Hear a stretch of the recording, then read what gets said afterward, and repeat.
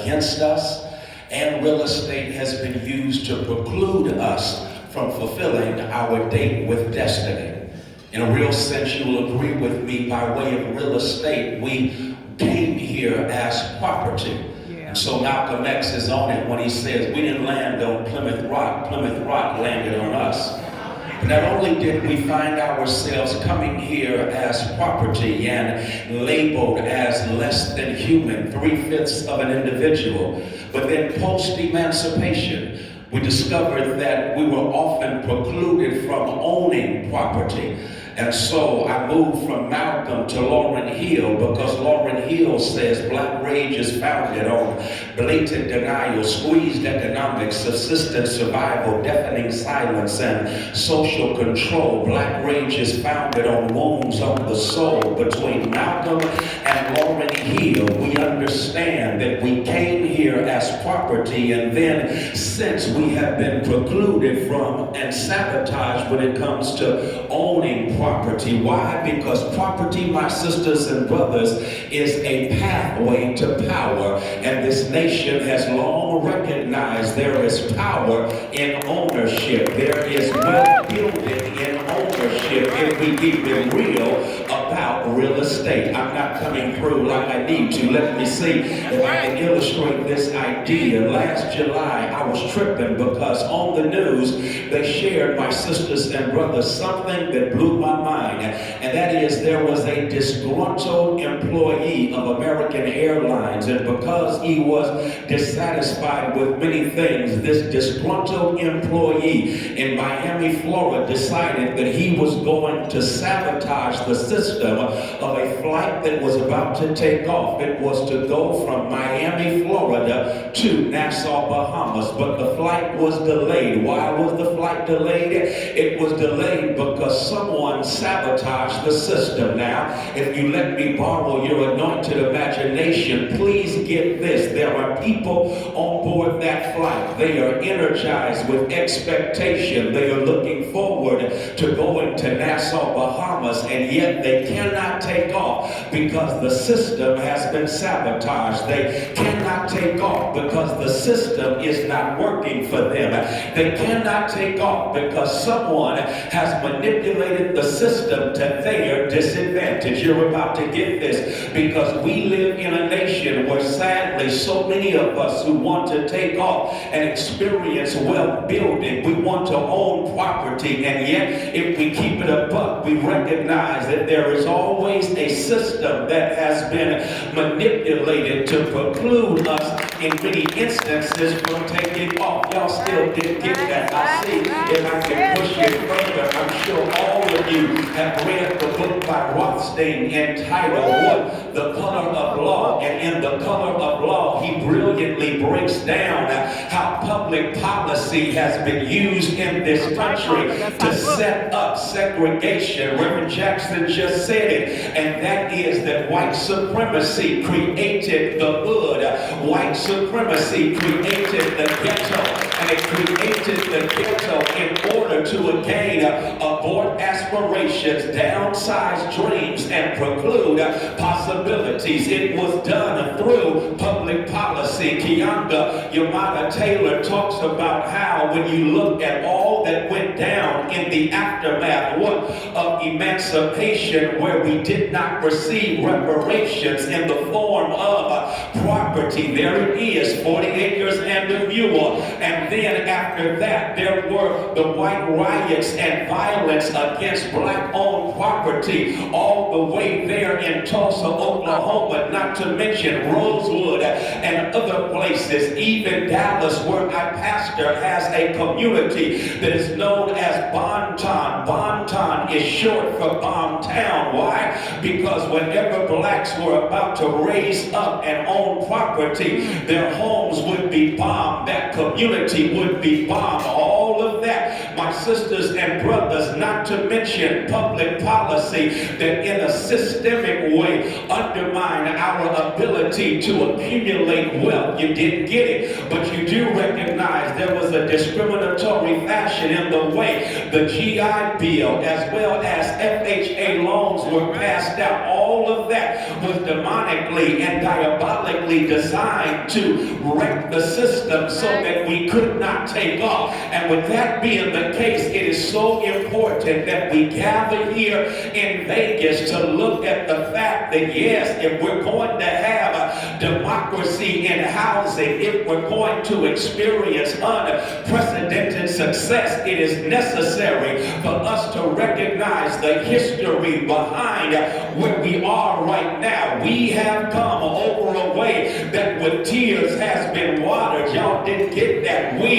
in a real sense, find ourselves identifying with Langston Hughes, who speaks through the language of a mother with ungrammatical poetic profundity and says about our journey, well, son, I tell you, life for me ain't been no crystal stair. It's had tacks and its splinters, boards torn up, places with no carpet on the floor, bare, but all the while I've been a climbing on, reaching landings and turning corners and sometimes going in the dark where there ain't been no light. So boy, don't you quit now. Don't you sit down on them steps because you find this kind of hard. I still climbing, I still going, and life for me ain't been no crystal stair. It ain't been no crystal stair in our ascent to accumulate wealth. Why? Because in a real sense, public policy has precluded our wealth building possibilities. Why? Because housing discrimination continues even today to set up residential segregation. To use the language of, who is it, David Williams of Harvard University, where he goes on to talk about how we find ourselves what segregated in communities of neglect. We call them what? Food deserts and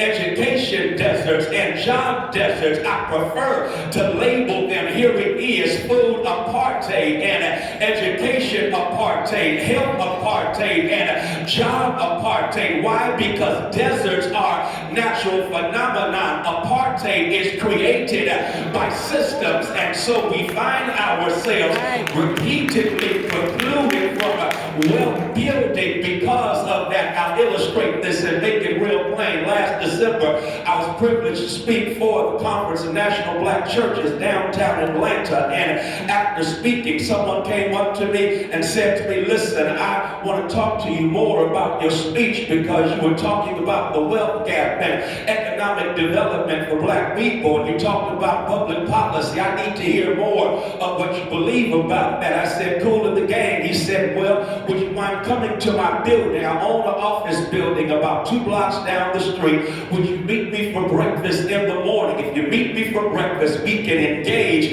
in conversation. Check out what happened. Early that morning, the following morning, I should say, I made my way down to his office building. It's cold, it's raining, it's December in the ATL, and it's cold and raining. Check out what happened. I get to the office building about 7:30 for our 8 o'clock breakfast meeting, and when I get there, I look inside of the building because it's made, watch this, a huge window, a glass building as it were, and I tried to pull the door and the door will not open. That's real jacked up. I told you it's cold and raining outside, and so the door is locked. I can't get in, but I look inside the building and there are people in the building engaged in animated conversation. Well, I knock on the locked door hoping that they would do the right thing and open up the door, but you know what they have the nerve to do? They have the nerve to look at me and then continue in their conversation. Now,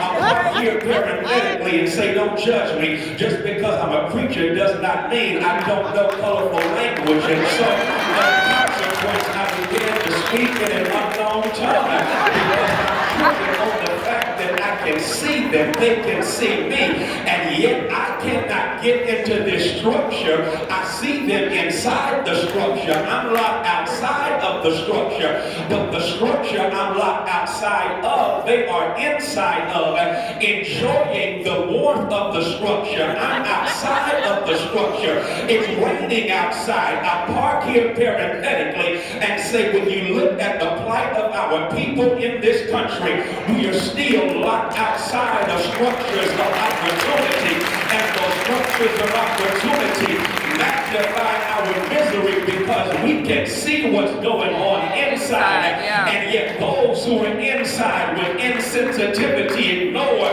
those of us who are locked outside. That's the kind of nation that we live in, even right now. Well, with that being the case, I see that y'all gave me a text, so I'm going to marry that text with the text I was working on before I found out the text yesterday. Can I marry those texts? It's going to shout you, because the Spirit has a way of uniting in holy wedlocks of texts that give birth to liberating possibilities. And so your text talks about, who is it? The prayer of Jabez, and how Jabez said, God, I was born in pain. I was born on the backside of life, and yet, God, I'm going to dare to pray that you will bless me with an enlargement of territory. I got Freddie Haynes remixing. Jabez says, I was born a second-class citizen, but I've got first-class dreams of owning real estate. I've got first-class dreams of owning my own property and engaging in wealth building. And the Bible says that God answered Jabez's prayer. But there's another passage that I want you to look at when you get some time. As a matter of fact, it's two. It's one that's in Numbers chapter 27, and the other one, watch this, is found in Joshua chapter 17. And there we discover there are some daughters of Zelophehad. And Zelophehad, watch this, is a descendant of Joseph and his Egyptian honey Asenath. And the Bible says that Joseph and Asenath have kids, one named Manasseh, one named Ephraim, and the descendants out of the descendants of Manasseh is Zelophehad. Zelophehad is a part of the people who are making their way through the wilderness toward the promised land, but he dies there. Zelophehad did not have any boys. He just had all girls. He had 5 girls at that. He was a girl dad before Kobe was, and so here he is, a girl dad with 5 girls. But back in biblical antiquity, in that time, my sisters and brothers, women could not own real estate. Women could not own property in the promised land. But watch these sisters. They had to be black women, because in a womanish fashion, they go up to Moses, and in the Freddie Haynes remix, they say, yo, Mo, our dad died, and just because we are women, that should not discriminate against us. That should not preclude us from owning property in the promised land. And do y'all know what happened? Moses heard from God, and God told Moses, yo, Mo, the sister girls are right. You need to hook the sisters up with property. And so as a consequence, please don't miss this. Public policy was changed because sisters stepped up and spoke up. I see these sisters, they had to belong to NAREB, because the sisters said, we're going to make sure that we get our part. We're going to make sure that we get what belongs to us. We're going to make sure that we get this now. Y'all missed the shot right there. But aren't you glad that sisters speak up when brothers are still sitting down? Aren't you glad?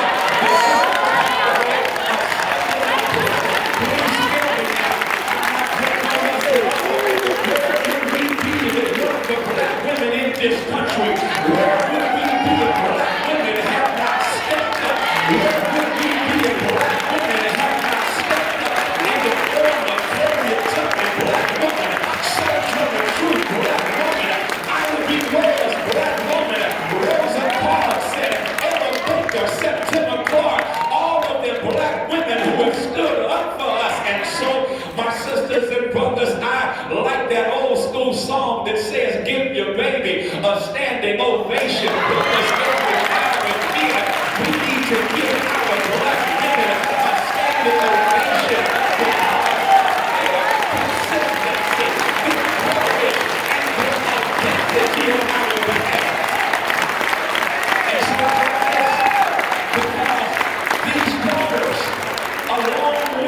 Jabez. Let all of us know there's power in real estate.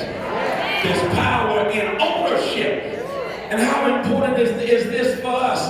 I read the other day, Mr. President, that 1910, just over 110 years ago, black folk owned double the property we own today. We've lost property in the last 110 years. And so what does it say to us as we gather here in Vegas? We've got to have the spirit of these daughters of Zelophehad as well as the spirit of Jabez, because if there is to be democracy in housing and we experience unprecedented success, we've got to learn their lessons. I give you these lessons and I'm done. Lesson number one shouts me, because lesson number one says that these amazing sisters, check out what they did. They had agency informed by their sense of history, because they understood what God had already done in their lives, and so their sense of history gave them agency. Y'all didn't shout, so I'm going to see if I can redo that, because y'all didn't get that one. I guess I'll give it to you like this. I love these sisters because these sisters, I love this, had the audacity to step up and speak up instead of just sitting down and allowing life to pass them by. I'm still not coming good. Y'all listen, every shot I dropped of y'all. Here's what these sisters did. These sisters stood up and they spoke up for themselves. And because they stood up and spoke up, here it is, they were able to change the game. And I think that's what we need. We need some game changing. And the game will only change when we have the audacity to stand up and speak up. I'll see if I can make this plain. Cleo LaRue tells a story about this young brother who had graduated from medical school, and he got into his practice and was doing real well, and he knew his mother had worked overtime and double time to come up with a job. And check out what happened. The brother decides to send his mother a parakeet that could speak 5 languages, and so he sent his mama this parakeet that could speak 5 languages. Mama couldn't spell education, but she worked hard so he could get an education. So when mama received the parakeet, he was shocked because she did not call him to say thank you. And so he called about a week later and said, "Mama, did you get the parakeet I sent you?" And she said, "Yes, son, thank you for that. I meant to call and let you know I received it, but it had a real strange taste." And so when she said that, the son said, "Hold on, mama, are you telling me, did you eat that parakeet? That parakeet could speak 5 languages." And mama said, "Well, you should have said something."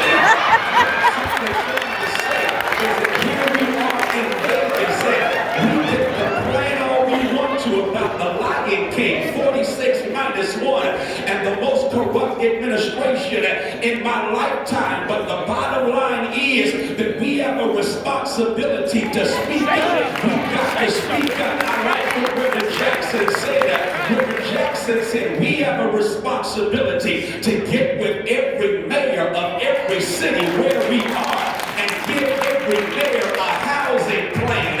And when we give them a housing plan, that housing plan is a part of our building wealth. You see, you can do all you want to help people to get financially literate, and we've got to do that. We've got to stop buying what we want and begging for what we need. We can no longer buy things we don't need with money we ain't got to impress people who ain't thinking about us. We've got to be financially literate, but if you're financially literate, but then housing discrimination gets in the way of you receiving what it is you're out to get, that means you've got to deal with policy. And when you deal with policy, it means you've got to speak up. I guess that's the next thing I'm suggesting, and that is they had a vision, I love this right here, of possibilities that was then expressed through public policy. I'm going to do that one more time. That's a shout right there. If I'm at Friendship West, I'm running around the building shouting, because you've got to have a vision of possibilities, and that vision vision of possibilities ought to express itself in public policy. I see if I can make this real plain.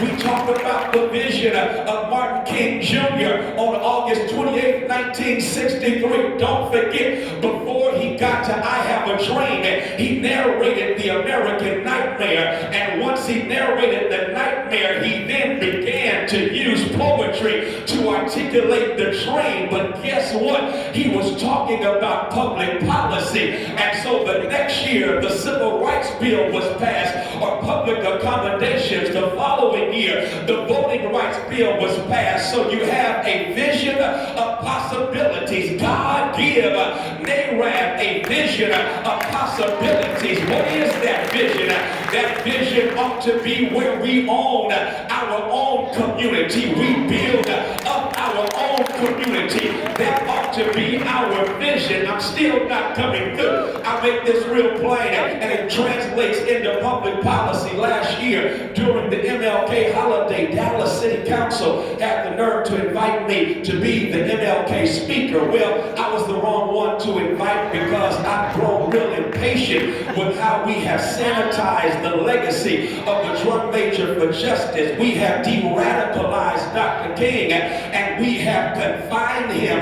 to being a dreamer. You don't get killed for being a dream. You don't become public enemy number one because you dream. And no, but watch what happened. They invited me to speak. Here it is at City Hall. And so what they did not know is I got with a group of pastors who were progressive, and we were real ticked off at how things were going in the case as it relates to the young man who got killed in his own home right there in Dallas by a police officer, Amber Geiger. And so we didn't like how things were going. We met and we decided that we needed to deal with public policy in Dallas because Dallas didn't have a housing policy. And so we decided to help Dallas with the housing policy. And so I gave my speech. After giving my speech, and again, I ain't lying, y'all, the folk went in. They were feeling that speech. I ain't bragging, I'm testifying, okay?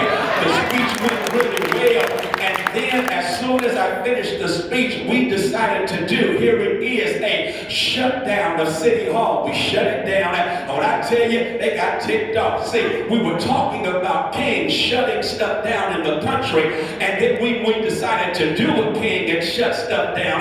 Then folk get ticked off that we doing what King did, and we don't mind shouting about what King did. We don't want to do what King did. And so when we did that, we then listed our demands. Our demands. We wanted to get rid of those ugly monuments to the Confederacy that are there in Dallas. We demanded that we have earned paid sick leave in Dallas. We demanded a housing policy. We demanded a citizens review board of the police with teeth and a budget. We demanded a housing policy. And y'all, let me tell you what happened. Do you not know that this councilman from the other side of town had the nerve, Sharon Goodwood, to call my office and say, I'd like to meet with your pastor about his speech. Well, come on, meet with me. And so I told him, you gonna meet with me? You coming on my side of town. You live on your side of town, but you gonna come on my side of town because I want you to drive through my hood and see what we deal with every single day to you to judge what I have to say. And well, let me tell you what happened. He came, sat across from me, and tried to impress me, Todd. He had the nerve to say, I am a social progressive, but I am a fiscal conservative. And I don't understand, and I'm quoting him directly right now, I agree with everything you said, except for the fact I don't get why you believe that the government should pay for your people. And so when he said that, y'all, I had to clap back in the name of Frederick Douglass, in the name of Malcolm X, in the name of Martin King Jr. I had to clap back, and y'all, I clap back. I give it to you again. I don't see why the government has to do all of that for your people. I said, well, it did all of that for your people.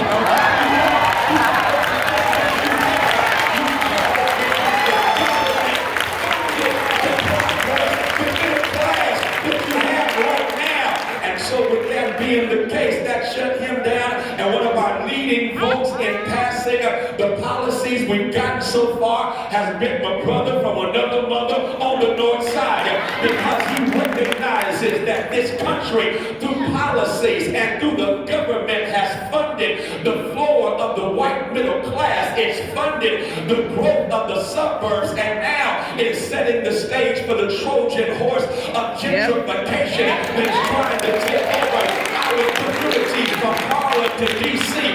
all the way to San Francisco and Oakland. I gotta quit. I've held y'all too long. But here's the last thing I'll share with you, and that is these daughters and Jabez say to all of us, and this is what shouts me right here, and that is, y'all, all we need. We don't want a piece of the pie. Just give us our ingredients. We'll bake our own peach pie.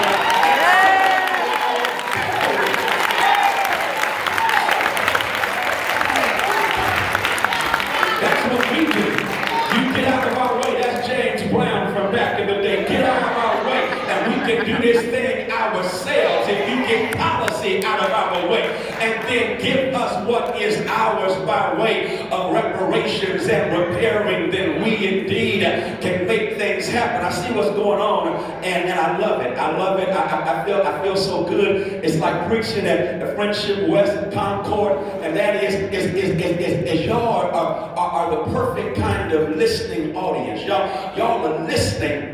And I can see you're ready to shout, but you're trying to hold out on shouting. And I know why you're holding out on shouting, because when Gay Arbuckle set this tone, by the time she got through singing, because I was trying to see if I gonna preach or speech, and when she got through singing, I had to preach. And so I see what's going on. I've been preaching, and y'all are ready to shout, but I see why you're not shouting, because you're thinking, and I love that, because you gotta think when you are hearing any message. You think, and I feel y'all thinking. Y'all are thinking. Well, what happened to you in Atlanta when you were standing outside that structure, when you were invited to breakfast, but you could not get in the structure? And y'all are saying, Freddie Haynes, you ain't going nowhere till you let us know, did you get in that structure? Because that's where our people are. We're outside the structure. What happened? I got to tell y'all what happened. After I decided to stop using that language of an unknown tongue, I said, well, let me call my man who owns the building. So pulled out my cell phone. Check out what happened. My phone is ringing, and I guess it's a 404 number. It must be him. I say, hello. He said, this Pastor Haynes? I said, yes, it's me. He said, where are you? I said, I'm locked outside your building. And he said, I forgot to tell you, we don't unlock the building till 8 o'clock. I said, well, there's people inside there, and they won't let me in. He said, are you serious? I said, do I sound like I'm joking? And then he said, well, you hold on right there. Don't move. I said, I can't move. It's raining, it's cold, and I can't get inside the building. He said, well, just stay right there. I'm coming down to let you in myself. And so here it is. Don't miss the picture. He owns the building, okay? It's all his. And so he's going to come down where I am and let me in front of the folk who've been trying to keep me out. Y'all can get this in just a moment. And so I think he's going to come through the building. No, he came through the parking lot. That meant he came outside. He came outside where I was, and there on the outside, he stood with me. He said, now I'm going to stand with you because I'm with you. I own this here building, and since I own this here building, I'm standing with you. I'm going to ask you to knock on the door this time now, but this time when they knock on the door, they're not going to just see you. They're going to see you and the one